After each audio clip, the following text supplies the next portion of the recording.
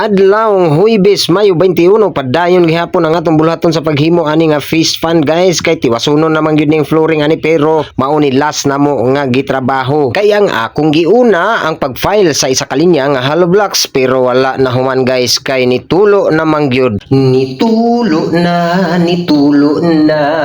Ang ulan ba mauna ni resulta bisan pagmutabang akong asawa di gyud madala kay namalit man gud mig una. Mao nga diring dapita ako na lang yung gitabunan ang iyaha aw ang siminto kay basa-basa pa. Dili man gyud nato malikayan labi na karon kay ting ulan mangandam na lang gyud tadaan. Sama sa gihimo aning vlogger ba tanawa gang islit lang dagway ani nagpaulan-ulan aron ingnon gipaningot. Panington baday ng tawhana bisag unsaon yag trabaho ana di man na panington baday ng pisot. Joke ra bitaw guys, dili bitaw ko pisot guys. Asa pwede magpatuli guys? Ay ayaw na lang guys kay basig sakit. Ug diring dapita gitilok na nako ang mga balas diha ug ang ako gihapong asawa ang tighawid sa sako guys. Basta ingon ani na gani guys, maluoy jud ko sa kong asawa guys kay gamay bayana unya kanang sako nga yang gihawiran guys ug mapuno na bugat bayana guys. Ako man yung gituyo guys kanang asawa ko gamay guys kay kung mamalit kog sanina panty puro pang bata pati chinilas pang bata. Mao na pagamay-gamay lang na akong asawa guys pero dako na guys. Dako na ko ganansya ana guys kay sa mga palitunon guys maka-budget